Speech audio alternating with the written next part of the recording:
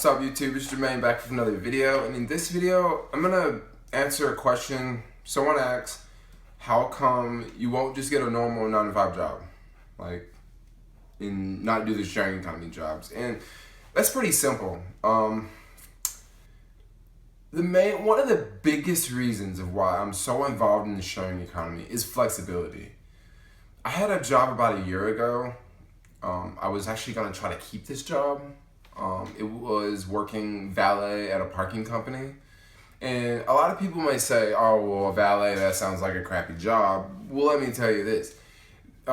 This was a union job, by the way. So you first start off at like 15 bucks an hour. Then after 6 months, you get a $2 raise.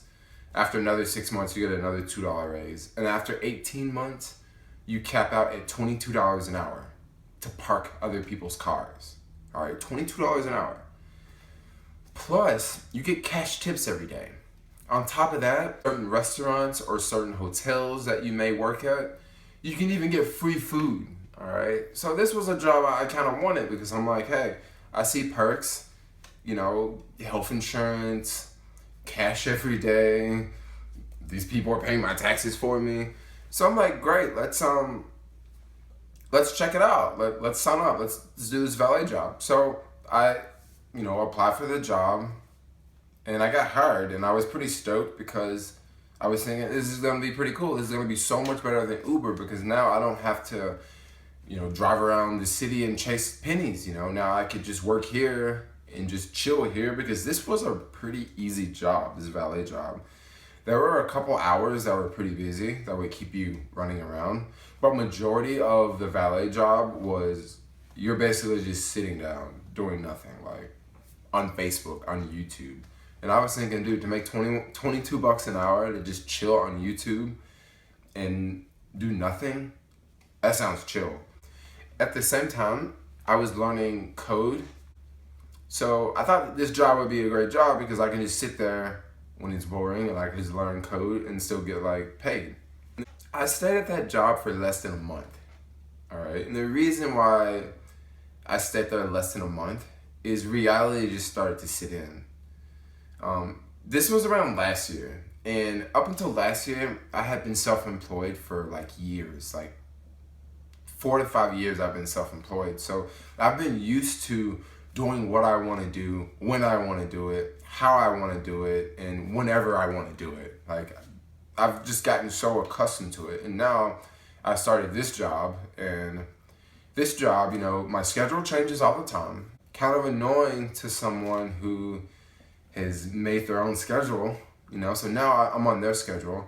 And then there's all these people above me, okay, that when I was self-employed, I didn't have to worry about. For example, there's a manager and there's the owner, okay? So once I was working at this valet gig and, I didn't know the owner because I didn't know the owner.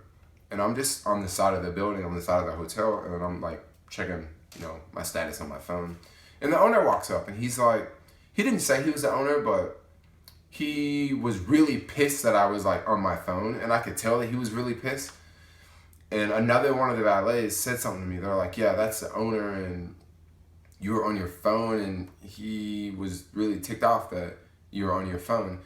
And I thought to myself, well, why didn't he just say something to me? Why didn't he say, get off the phone, Because if a customer would have told me to get off the phone, I probably would have just quickly got off my phone. So that was things I didn't like. All these people above you, and there's all this seniority. This guy has been working here for 20 years. So if I want Monday off, and he wants Monday off, he's definitely going to get Monday off. And I'm not going to get Monday off. I got to work Monday.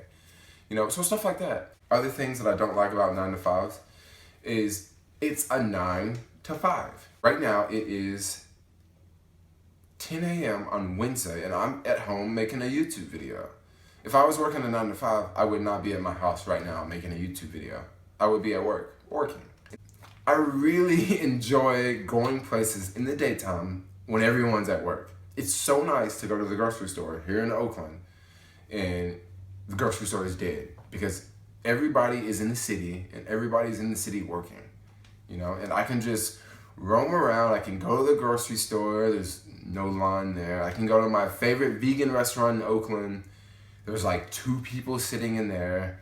I just love the flexibility. On the weekends, if I try to go to my same vegan restaurant in Oakland, it's gonna be crazy busy because all of those people that work 9 to 5 are going to that restaurant on Saturday and Sunday. And Saturday and Sunday, I'd rather be working, making money off of all of those people who are at work right now when I'm at home making this YouTube video. Another huge reason, another massive reason why I don't like working a 9 to 5 is, especially in the United States, I don't get time off. Like, you get 2 weeks off work. It's April 20th right now. I have already taken 1 month off of work this year already. And it's not even half of the year. I've already taken 1 month off work. And to me, that's really important. Because in the US, it's like, dude, people just work and work and work and work and work and work and work. And people don't get time to take off work. They don't get time to like take off work and travel. A lot of people don't get time to like go on a cruise. People don't get time to leave the country. I've met so many people who have never left the country. And it's simple because why leave the country? You got so much stuff on your plate. You got school, you got work, you know, you got to get a car, you got to do this, you got to do that. It's like a rat race. And if I can like have the flexibility and the power to take off work when I want to, that means everything to me.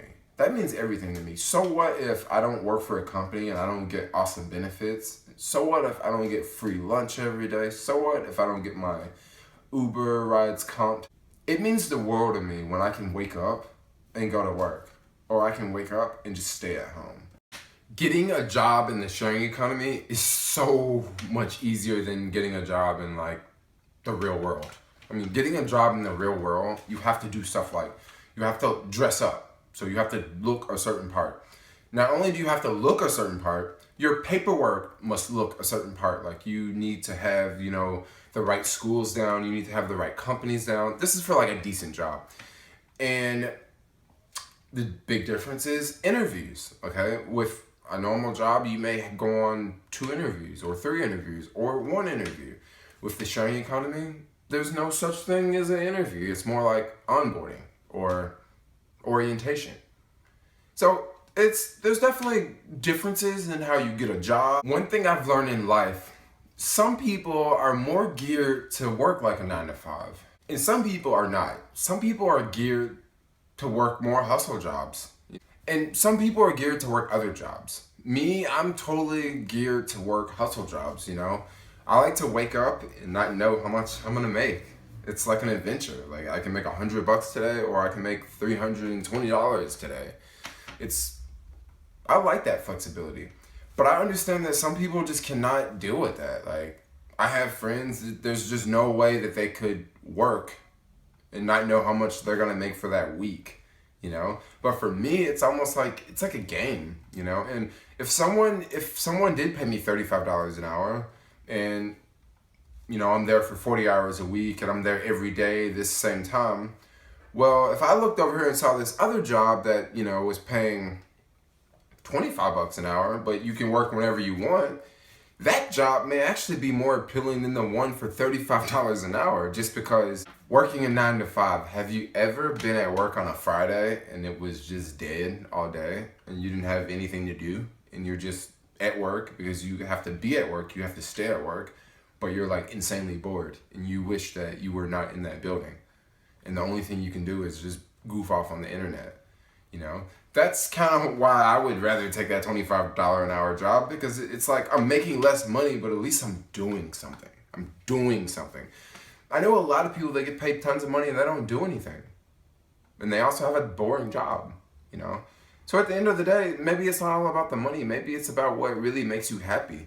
Because I'll tell you something that really makes me happy. YouTube makes me happy. It makes me happy more than any of these other jobs, because when I work these other jobs, those jobs are for me. Okay, it is for me. But when I'm on YouTube, it's not for me. It's for my viewers. And it's like I'm here to help people. It's very rewarding to make like a YouTube video and put helpful information in that video, and to see other people watch it, and to see that it's actually changing someone's life, you know? That means way more to me than working some job, you know, computer programming, making $50 an hour, and I'm gonna be working every single day, and I'm not gonna have any time to make a YouTube video, and it's only gonna be for me. Like, I'm gonna make tons of money, and that's just not what I'm about. Like, I would rather make money and go on an adventure and make money. I'd rather do this and trip and fall and go back. And all right, guys, so at the end of the day, you can work in the sharing economy, you can have a 9 to 5. It just really boils down to what works best for you. I mean, some people love a 9 to 5. Great things about a 9 to 5 that I don't really have is when you work a 9 to 5, you get used to the same people, and the same people get used to you, and you build this relationship around like people that work in your office or people that work the same hours that you do, or you build different relationships. Me working in the sharing economy, I don't really mingle with a lot of other people that do what I do because we don't really work in the same place. With some of the delivery jobs, I do go to the same pickups over and over, and people sort of remember me, but it's not like, a 9 to 5. A 9 to 5 is so much more structured, and being in the sharing economy, you definitely lose the structure. Doesn't really bother me that much, but for some people who are trying to transition from 9 to 5 to the sharing economy, that may be a tough thing because you don't have the same social group. You don't have the same people saying, hey, let's go to happy hour on Fridays, let's go to happy hour on Mondays, let's go to happy hour on Wednesday, let's go to happy hour every day of the week. In the sharing economy, you don't really have people doing that. It's more independent. And when you work a job, I want to say it's more like team-based. You may not work with a team, but it's like, I don't know, you just mingle with more people and more people know you. And the sharing economy, you're definitely more of like, you're out there on your own. And when you're self-employed, you're basically out there on your own. You are your own boss. You do what you want to do. You create your hours that you want to work. You create opportunities. You do it all, And I mean, at the end of the day, I love what I do. I love helping people. I love sharing information with people. And, this is why I don't choose to work a 9 to 5.